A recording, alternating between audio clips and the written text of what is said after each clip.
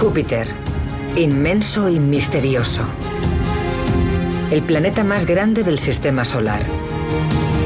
Hecho casi enteramente de gas, este violento mundo de vientos de casi 644 kilómetros por hora y tormentas del doble de tamaño que la Tierra también puede constituir el modelo de cómo se formaron los planetas. Y en una de las 4 lunas más grandes de Júpiter puede que se encuentre la respuesta a la pregunta más importante de todas. Bajo estas vastas planchas de hielo, la humanidad por fin podría descubrir si existe vida alienígena. Las misiones espaciales de vanguardia están desentrañando los secretos de este enigmático gigante.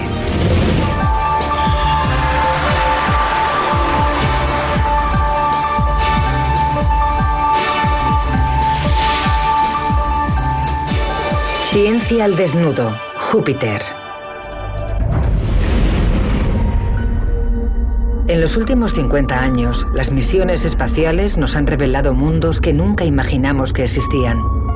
Desde las montañas de Marte a los lagos de metano de Saturno. Sin embargo, hay un planeta que cautiva nuestra imaginación más que cualquier otro. El más grande de todos, Júpiter.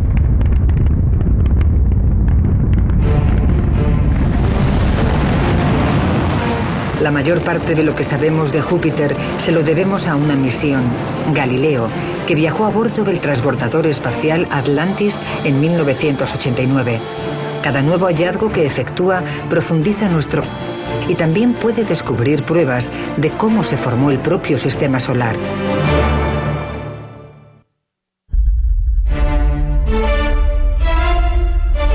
...11 veces mayor que la Tierra y, sin embargo, probablemente sin una superficie sólida.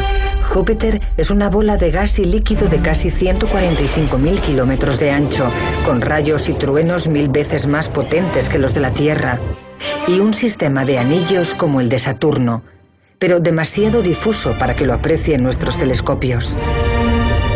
El gran punto rojo es una gigantesca tormenta con vientos de 400 kilómetros por hora, tan grande que podría engullir un planeta el triple de grande que la Tierra. 63 lunas orbitan en torno a Júpiter. La misión Galileo estudió 4 de ellas: Io, Europa, Ganímedes y Calisto. Cada una de ellas constituiría por separado un magnífico objetivo para una misión espacial. Los científicos esperaban encontrar mundos inertes y sin vida a 804 millones de kilómetros del Sol. Io, la luna más cercana a Júpiter, es ligeramente mayor que la luna de la Tierra. Pero Io no es inerte ni mucho menos. Enormes fumarolas de dióxido de azufre se elevan a cientos de kilómetros hacia el espacio. Tiene una superficie muy peculiar, de tonos rojos y amarillos. La han apodado la luna de pizza. Ganímedes, la luna más grande, es un mundo de cicatrices y nieve fangosa helada. Y Europa es la más misteriosa de todas. Bajo su gélida superficie puede ocultarse un océano líquido. Y donde hay agua puede haber vida. Una nueva generación de sondas estaba preparada para explorar los misterios del sistema joviano: Juno, Europa Explorer y la sonda submarina Endurance. Eran 3 misiones con un objetivo: desvelar por fin los misterios de esos mundos alienígenas.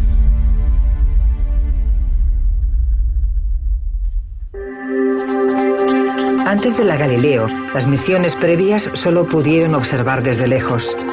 En los años 70 y a principios de los 80, el Pioneer y el Voyager nos ofrecieron atisbos tentadores de Júpiter y sus lunas, pero plantearon más preguntas de las que respondieron.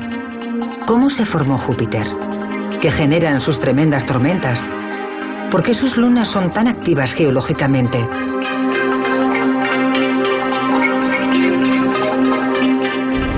Antes de responder a esas preguntas, el equipo tuvo que superar un sencillo problema.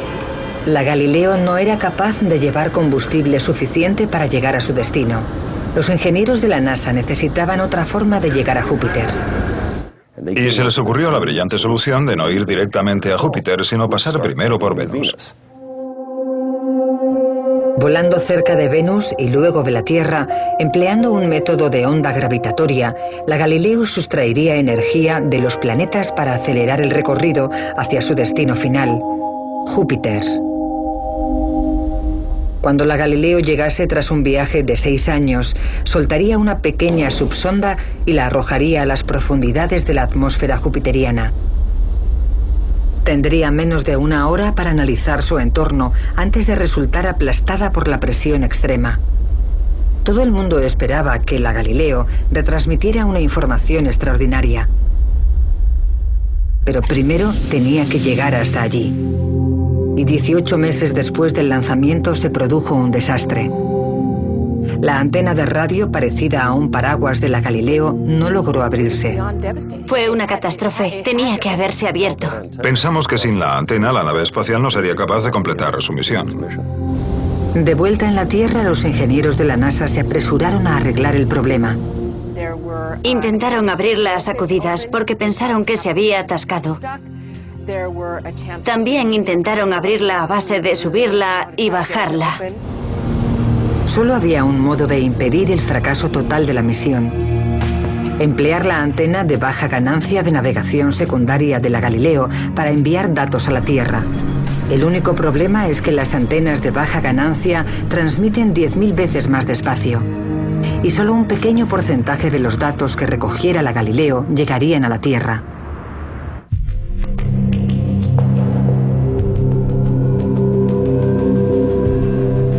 Cuando la nave espacial se acercaba al final de su viaje, coincidió con un enorme cometa en trayectoria de colisión con Júpiter. La Galileo se encontraba en la posición ideal para observarlo. Podía encontrar pistas de una de las preguntas más importantes sobre la historia de Júpiter: ¿cómo se creó? Hasta entonces, los científicos creían que Júpiter se formó con los restos del nacimiento del Sol, que era un planeta primigenio congelado en el tiempo. Si era así, Júpiter y el Sol tendrían una composición química muy similar. El impacto del cometa removería los elementos químicos bajo la superficie y permitiría analizarlos y comprobar si la teoría era cierta.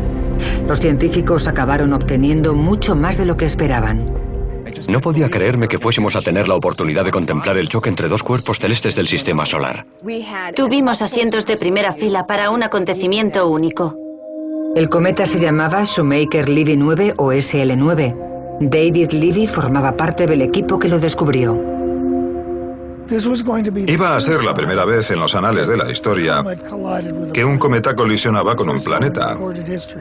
Y no teníamos ni idea de lo que íbamos a aprender. Cuando llegó el día, todos los telescopios de las montañas y el espacio apuntaban al mismo punto en el cielo.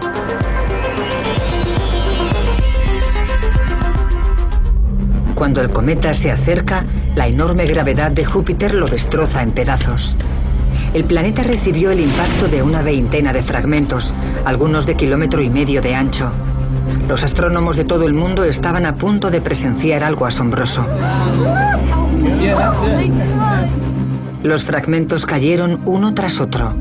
El mayor liberó una energía comparable a la de 300 millones de bombas atómicas y produjo una bola de fuego a más de 3.200 kilómetros de altura sobre las nubes de Júpiter. Cada fragmento produjo una nube de impacto bisierra y resultaban visibles en forma de manchas negras en el hemisferio sur de Júpiter. Lo primero que vimos después de cada impacto fue la fumarola de polvo y gas que captaron la sonda Galileo y el telescopio espacial Hubble. Después presenciamos la formación de una gran nube negra, sobre todo en el hemisferio sur de Júpiter. Pero la auténtica sorpresa no la causaron las nubes, sino las ondas expansivas que los impactos produjeron en la atmósfera superior. Solo existía una explicación, y para los astrónomos significaba toda una revelación.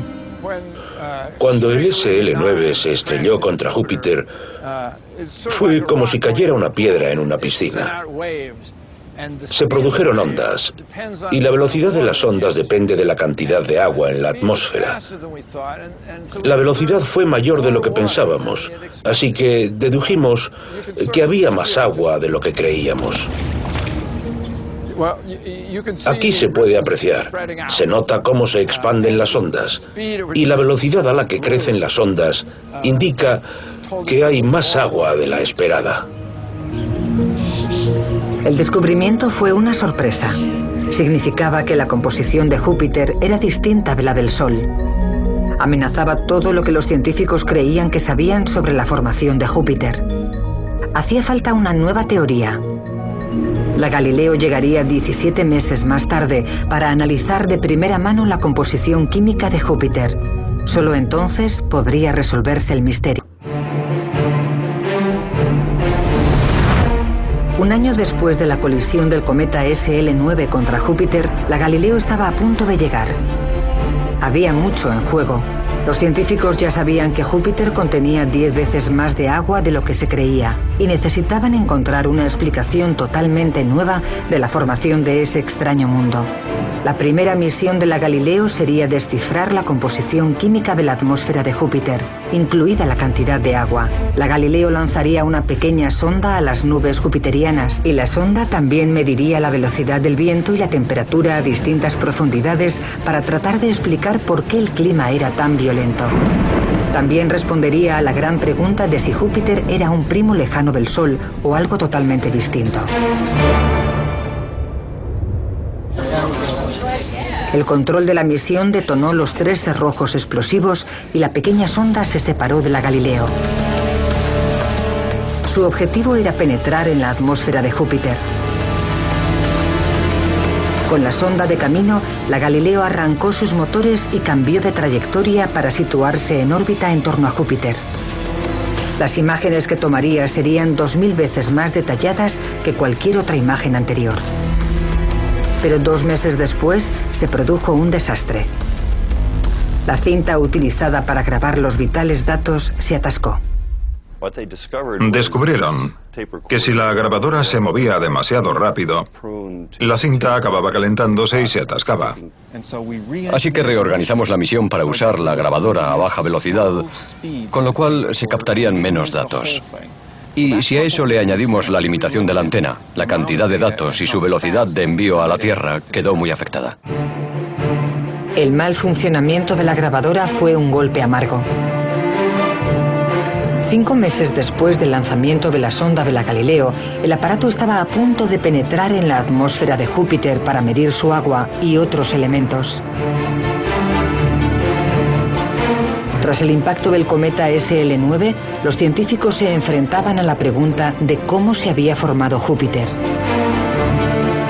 Tal vez la diminuta sonda podría proporcionarles la respuesta que aguardaban. La sonda tenía que entrar en la atmósfera jupiteriana en un ángulo exacto.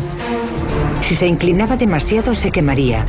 Y si se inclinaba demasiado poco, se hundiría como una piedra en el agua. Todo estaba calculado para que entrase en el ángulo exacto. Iba provista de un gran escudo de calor que la protegía. Hubo instantes de mucha tensión presenciando la penetración de la sonda. 2 minutos de frenado aerodinámico ralentizaron la sonda a la velocidad del sonido y se desplegó un paracaídas. Luego la sonda se quedó muda. Hay un periodo tras lanzar la sonda en el que no se pueden recibir señales de radio de la sonda a causa del tremendo calor que se genera cuando penetra en la atmósfera. A medida que la sonda descendía lentamente 200 kilómetros de atmósfera, recogía datos que enviaba primero a la Galileo y desde allí a la Tierra. Trató de medir todos los componentes químicos de Júpiter para saber de qué estaba hecho. El azufre, los gases nobles, neón, argón o kriptón, qué cantidad había de cada uno y si había agua. Mientras la sonda atravesaba la atmósfera jupiteriana, los científicos estaban convencidos de que encontrarían la capa de vapor de agua que reveló el cometa y que constituiría una pista vital sobre el origen del planeta. Yo incluso me atreví a predecirlo en una convención científica y aposté $10 a todos los asistentes a que la sonda encontraba cierta cantidad de agua. Pero en lugar de agua, la sonda flotaba entre gases etéreos. Había caído en una corriente hacia abajo, una zona seca entre nubes. ¿Dónde estaba el agua que esperaban encontrar? Júpiter debía tener tanto zonas secas como húmedas. Esto no era lo que se esperaban. Lo que descubrieron es que Júpiter tiene unas pautas meteorológicas a largo plazo, zonas que se mueven y cambian y que no sabían que estaban allí. El equipo de la Galileo contuvo la respiración. La prueba continuaba hundiéndose a mayor profundidad, pero seguía sin haber rastro de agua. Menos de una hora de grabación de datos estaba a punto de provocar una revolución en la comprensión de la formación de nuestro sistema solar. La sonda detectó una elevada proporción de elementos pesados como argón, criptón, carbono y nitrógeno, niveles el triple de altos de los registrados en el Sol. Son elementos que solo se condensan a temperaturas extremadamente bajas, temperaturas más bajas que las registradas en la posición de entonces de Júpiter. Nos enteramos de que la atmósfera de Júpiter estaba compuesta por elementos químicos presentes en materias muy frías del sistema solar exterior. Para los astrónomos, el descubrimiento fue un bombazo. La presencia de esos elementos significaba que Júpiter se formó de manera distinta que el Sol. Esa pequeña sonda, en una sola pasada, nos demostró que nuestras ideas sobre la formación de planetas estaban equivocadas. No sabíamos cómo se formaban los planetas ni comprendíamos el origen del sistema solar. Los descubrimientos de la pequeña sonda conmocionaron a la comunidad científica. Júpiter pudo formarse en la parte exterior del sistema solar, donde hace más frío, para después migrar a su actual posición. O tal vez fueron cometas o asteroides los que llevaron el agua hasta allí. Tras 58 minutos y antes de aclarar las preguntas, la sonda volvió a quedarse muda al arder en la atmósfera interior de Júpiter. La sonda les había proporcionado a los científicos información relevante sobre Júpiter, su atmósfera y cómo se formó. Pero la gran pregunta seguía sin respuesta.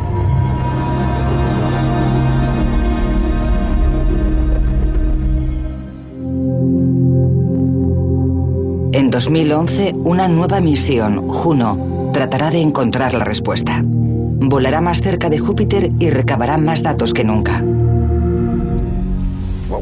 Lo que buscará Juno son los ingredientes. Y cuando tengamos los ingredientes, seremos capaces de averiguar la receta, que nos desvelará cómo se forman los planetas. Una vez que la sonda completó su trabajo, la Galileo, que flotaba a casi 210.000 kilómetros sobre Júpiter, centró su atención en otro gran misterio: la meteorología de Júpiter. ¿Cómo podían formarse tormentas del triple del tamaño de la Tierra que duraban más de 300 años?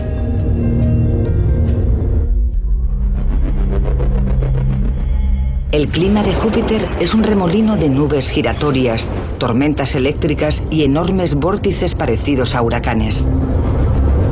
Para el equipo de la Galileo era un misterio. En la Tierra, el clima similar está generado por el calor del Sol, pero Júpiter está a casi 805 millones de kilómetros, con lo cual tiene que existir otra fuente de energía. Su rasgo más famoso es el Gran Punto Rojo, una tormenta cuyas nubes se elevan a 8 kilómetros de altura sobre la atmósfera y se desploman sobre la sopa química que tienen debajo. El gran punto es rojo por los elementos químicos que hay atrapados en su centro, que es un horno de luz ultravioleta que los ha teñido de rojo. Los astrónomos han estado observando el Gran Punto Rojo desde hace al menos 300 años. En la Tierra, las mayores tormentas solo duran unas 2 semanas.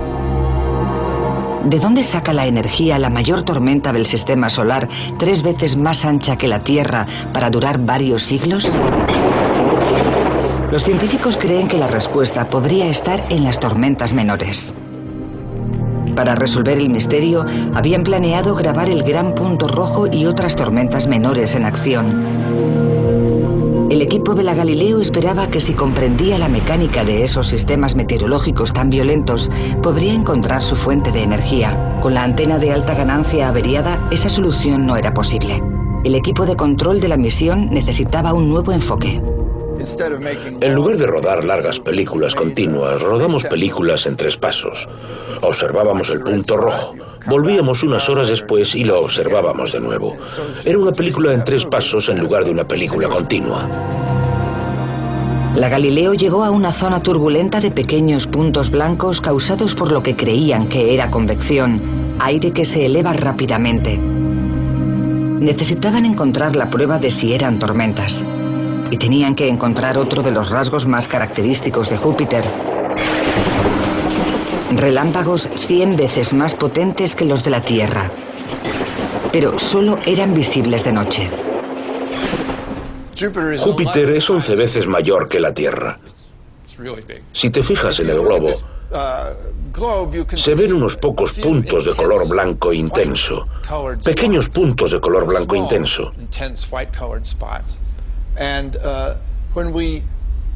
Y cuando das la vuelta y observas el lado nocturno, en los puntos blancos había relámpagos. Con lo cual, identificamos dónde se producen las tormentas.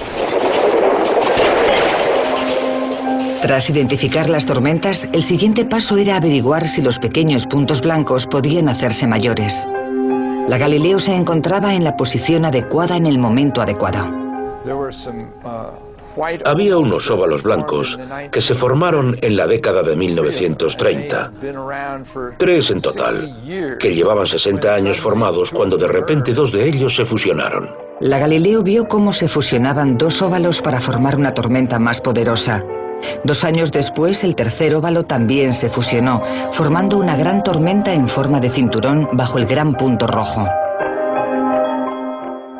Y para entonces se había ido tiñendo de color rojo y se parecía al gran punto rojo, aunque no era tan grande.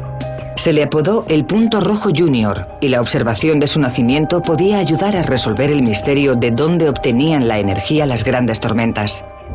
Las tormentas de Júpiter son caníbales, se comen a las tormentas más pequeñas. Así es como se formó algo tan grande como el gran punto rojo. Es como la cadena alimenticia. El pez grande se come al pequeño y el pez pequeño se come al pez aún menor. Y los principales cosechadores de energía de Júpiter son las pequeñas tormentas. Eso explica cuál es la fuente de toda la energía, pero no explica por qué las grandes tormentas duran tanto. Las condiciones en Júpiter son tan turbulentas que las tormentas deberían acabar explotando.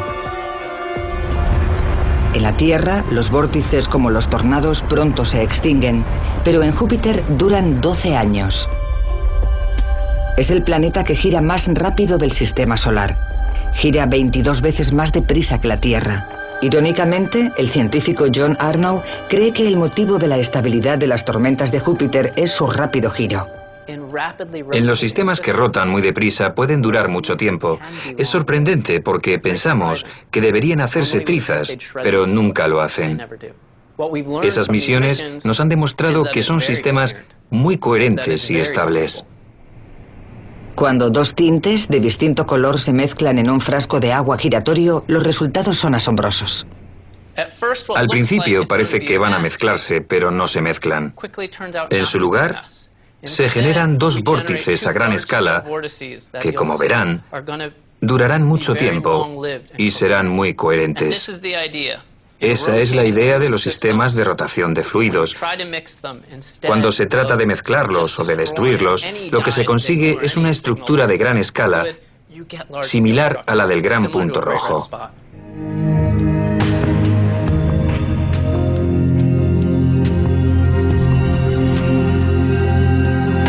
La Galileo reveló por qué algunas tormentas eran tan grandes y duraban tanto, pero los científicos seguían intrigados por la característica más distintiva de Júpiter, sus franjas paralelas rojas, blancas y marrones. Se asumía que unos colores eran gases que ascendían y otros gases que se hundían, pero la Galileo descubrió que tal vez no era cierto. Aunque la atmósfera de Júpiter tiene un grosor de cientos de kilómetros, solo la capa superior es visible. Allí los vientos soplan a gran velocidad en direcciones opuestas y arrastran por la superficie esos diseños multicolores. Las franjas de colores se asocian con el movimiento vertical. Algunas de ellas muestran movimientos ascendentes y algunas movimientos descendentes. Puede ocurrir que en una misma franja se produzcan movimientos ascendentes y descendentes, pero en distinto nivel. Hasta que la misión Juno de 2011 investigue la capa superior de la atmósfera de Júpiter, no se averiguará cómo gira el planeta.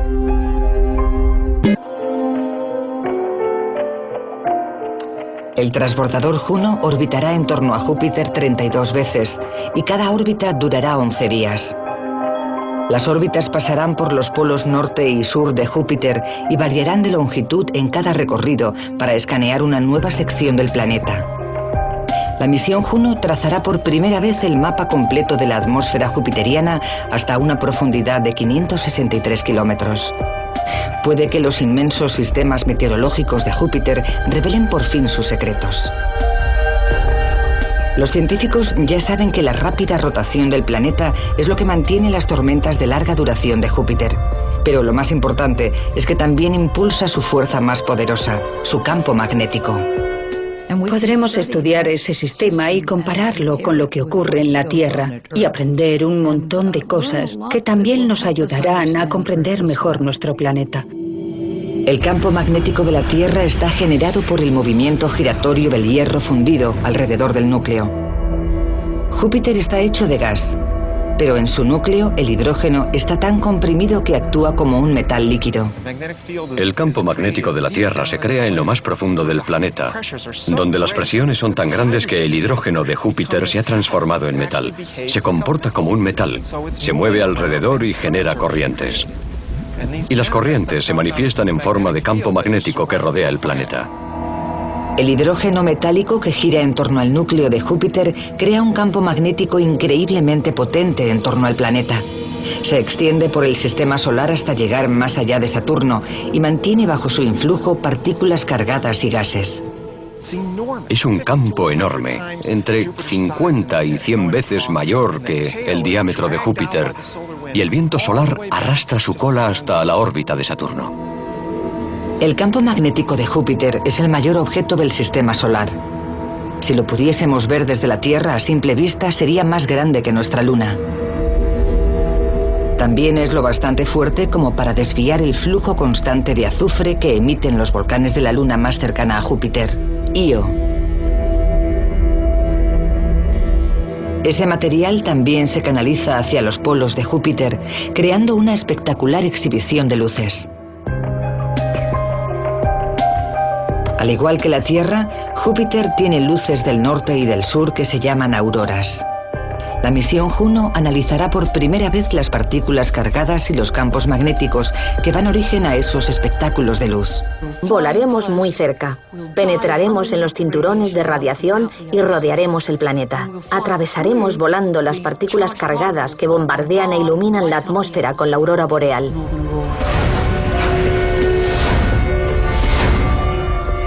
El equipo espera que el estudio de Júpiter nos ofrezca una mejor comprensión de los procesos dinámicos que generan el propio campo magnético de la Tierra. Pero el sistema joviano tiene otros secretos que ofrecer. Sus lunas no son frías e inactivas, sino mundos dinámicos que pueden encerrar la respuesta a la mayor pregunta de todas. ¿Hay vida más allá de la Tierra?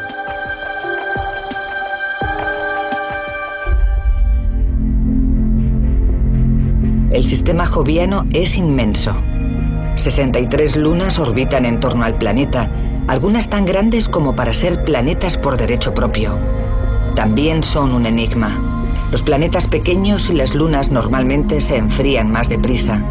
¿Cómo pueden estar tan calientes estas lunas y ser tan activas geológicamente? La respuesta también puede contener una pista sobre el santo grial de la ciencia. ¿Hay vida en otros mundos? Las 4 lunas mayores son Ganímedes, Calisto, Io y Europa. Cada una es profundamente distinta y encierra grandes sorpresas. Por cada vuelta que da Ganímedes, Europa da 2 vueltas e Io da 4. No es coincidencia que las lunas ejecuten esa maravillosa danza cósmica. Los astrónomos habían esperado que las lunas de Júpiter fueran pedazos de roca y hielo muertos y fríos, Pero la Galileo encontró mundos activos y dinámicos. La primera parada fue la misteriosa Ganímedes, la mayor luna del sistema solar. Si girara en órbita en torno al Sol, en lugar de a Júpiter, los astrónomos la llamarían planeta. Estas imágenes de la NASA muestran sus montañas, valles, cráteres y flujos de lava congelados. El equipo descubrió algo extraordinario casi inmediatamente.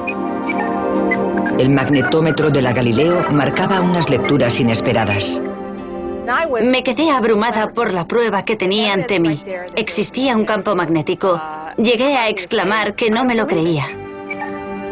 Ganímedes es la única luna del sistema solar con su propio campo magnético. Pero resulta desconcertante. La luna debería estar congelada de forma sólida, pero si Ganímedes tiene campo magnético, tiene que tener un núcleo fundido. El descubrimiento del campo magnético de Ganímedes profundizó el misterio de la formación de los planetas. Algo tuvo que ocurrir en el pasado de Ganímedes, algo catastrófico que calentó esa luna. La Galileo nos enseñó que Ganímedes era un mundo fascinante, un mundo que ha vivido una historia muy compleja, un mundo por derecho propio. Pero además de detectar un campo magnético ordinario en Ganímedes, la Galileo detectó un segundo campo variable. Nos indica que en Ganímedes probablemente existe un océano líquido. Los científicos sospecharon que el océano estaba enterrado bajo la corteza rocosa de la Luna. El equipo deseaba seguir investigando, pero la órbita de la Galileo implicaba que tenía que marcharse de Ganímedes y proseguir su trayectoria. Les aguardaban más sorpresas. La siguiente parada fue la luna más apartada de las 4 lunas mayores de Júpiter, Calisto, fría y rocosa, que también encerraba sus propios enigmas. Tiene el paisaje más antiguo y con más cráteres del sistema solar. Su superficie está marcada por las cicatrices de antiguos impactos de meteoritos. Los científicos se quedaron perplejos por los cráteres con extraños bordes brillantes. Parecía que el material oscuro de la superficie se había deslizado, dejando al descubierto un material más claro. En la Tierra nunca se había visto nada parecido. No sabíamos cuál era el material que se deslizaba ni por qué se deslizaba. Al examinarla de cerca, se convirtió en una luna mucho más interesante de lo que pensábamos. Aunque su superficie es gélida y está a casi 173 grados centígrados bajo cero, los datos de la Galileo sugerían que, al igual que Ganímedes, Calisto no podía estar congelada. Se detectó un campo magnético muy débil que indicaba que también podía haber un océano. Pero los datos eran confusos. Otros instrumentos a bordo de la Galileo sugerían que más de 200 kilómetros bajo su superficie, Calisto estaba hecho de una mezcla de roca, metal y hielo hasta llegar a su núcleo. Era otro misterio. La teoría más aceptada sobre la formación de lunas y planetas dice que deberían calentarse cuando el material del que están hechos se junta por primera vez. Entonces el calor debería separar la roca del hielo, pero lo raro es que en Calisto no había ocurrido así. Significaba que en realidad nunca se había calentado. Pero ¿cómo se crea una luna tan grande si no se calienta? Todavía no comprendemos lo que es Calisto. Como gran parte del sistema solar, Calisto plantea más preguntas de las que resuelve. Ni siquiera sabemos lo que ocurre en su interior, ni qué material recubre su superficie.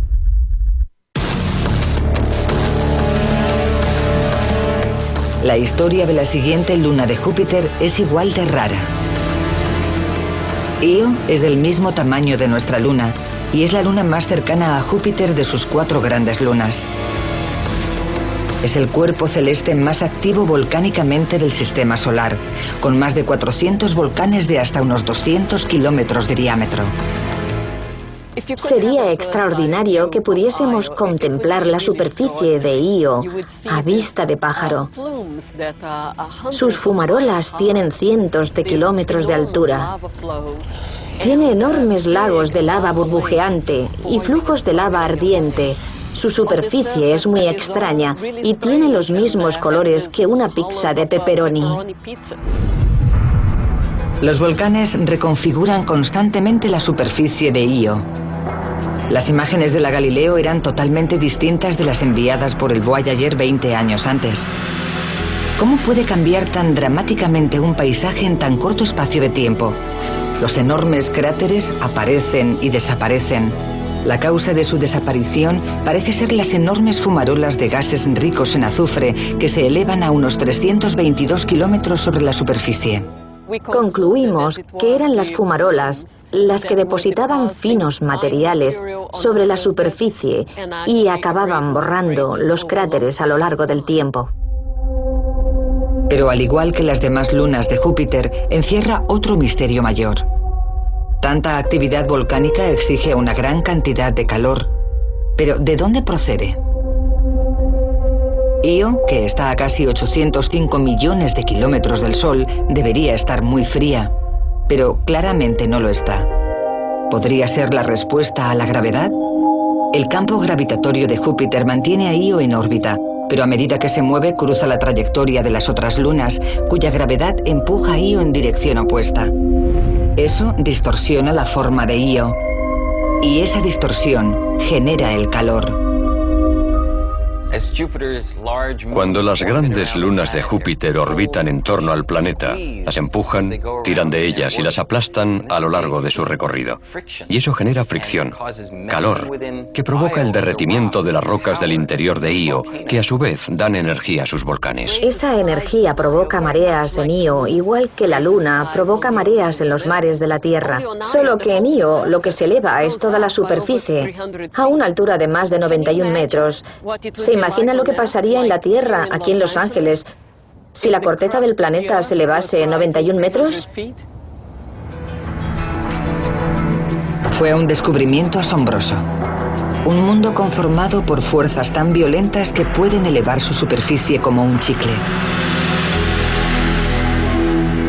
Sin embargo, por asombroso que parezca, Io no es la luna más extraña de todas las lunas de Júpiter. La siguiente luna en el recorrido de la Galileo era Europa. Su superficie está recubierta de extrañas formas geológicas y pistas paralelas que cortan el hielo. Es un mundo helado con un secreto extraordinario. ¿Podría contener los ingredientes de la vida?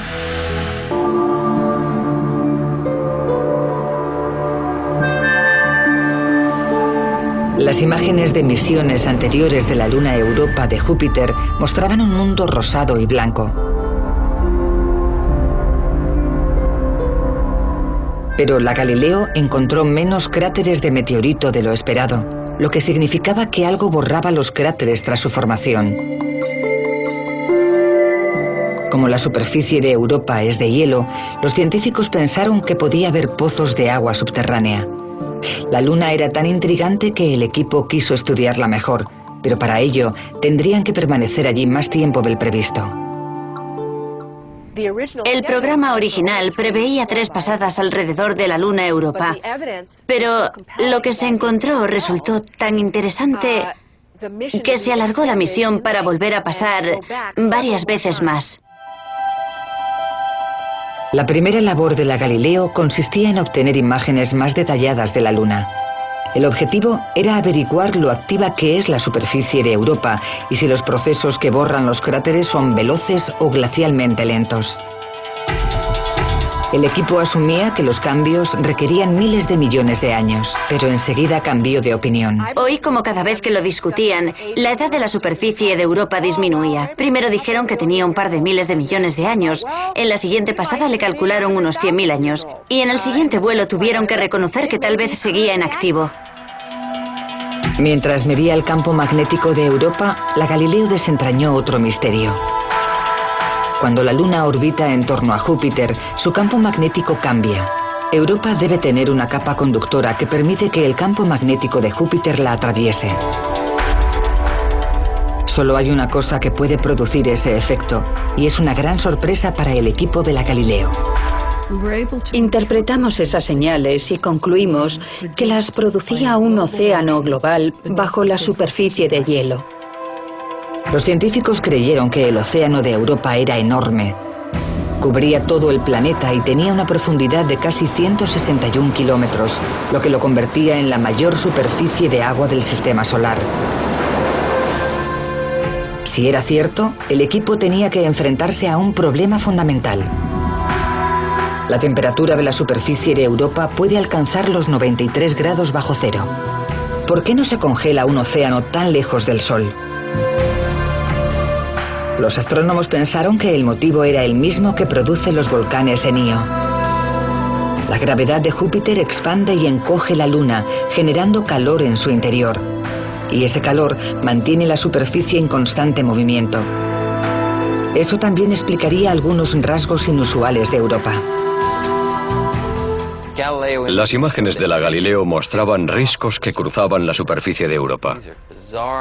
Eran accidentes geográficos extraños que surcaban la superficie normalmente en parejas y con longitudes de hasta 1000 kilómetros. Esto es un risco con una depresión en medio y otro risco. Son accidentes geográficos muy raros que no tienen equivalente en la Tierra. Al principio, los riscos resultaban desconcertantes, pero a los investigadores pronto se les ocurrió una solución. El científico planetario Bob Papalardo reproduce el efecto en el laboratorio con bloques de hielo.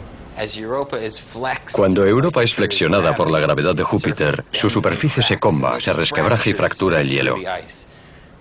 Cuando lo exprimen y lo doblan, el hielo se desliza hacia adelante y hacia atrás por esas fracturas.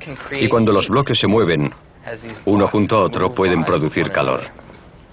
Ese calor puede calentar el hielo a cada lado del bloque y el hielo calentado se eleva formando los extraños riscos que observamos. Son las huellas que parecen atravesar la tundra de Europa. La Galileo descubrió un mundo en constante movimiento con pruebas de la existencia de calor oculto bajo el hielo. Los flujos de material a la superficie demostraban la posibilidad de volcanes de hielo o géiseres. Unas manchas marrones rojizas se extendían por el hielo en las zonas donde se han abierto grietas y ha emergido material salado del interior. En la superficie de Europa se observaban pozos, manchas y cúpulas que podían estar relacionadas con la ascensión de masas de hielo cálido que se mueven por la corteza como lámparas de lava. El calor del interior de la Luna podía incluso producir surtidores hidrotérmicos en el mar. En la Tierra, los surtidores hidrotérmicos del lecho marino son puntos con gran abundancia de vida.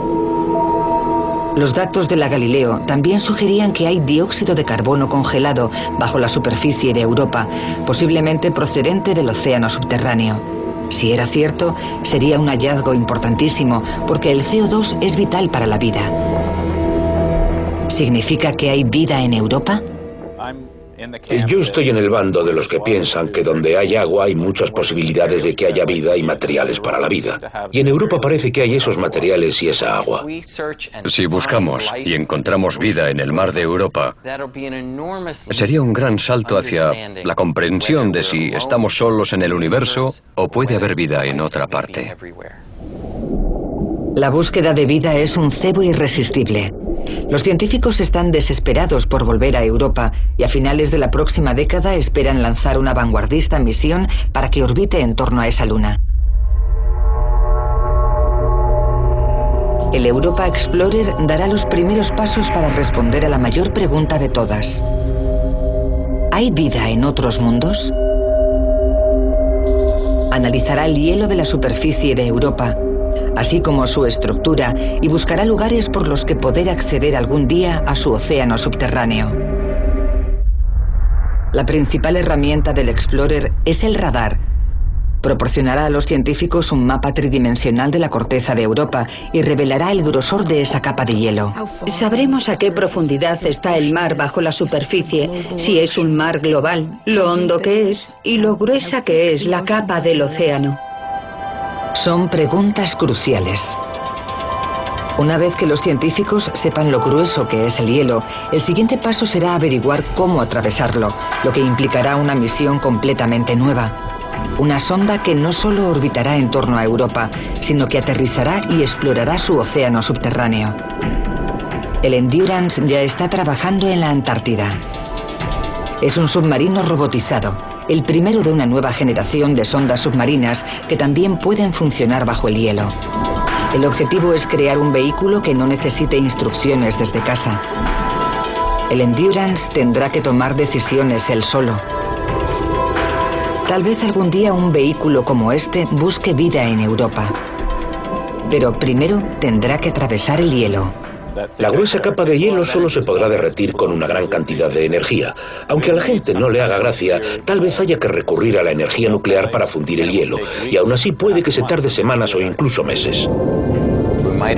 Podríamos imaginarnos que será una nave espacial que aterrice y se abra paso bajo el hielo hasta el mar a base de fundirlo y luego explore lo que hay allí abajo. El descubrimiento de vida en otro planeta sería uno de los mayores hallazgos de todos los tiempos. Si hay vida en el océano de Europa, es posible que haya vida en cualquier otra parte donde exista un entorno rico en agua. Sería un descubrimiento asombroso.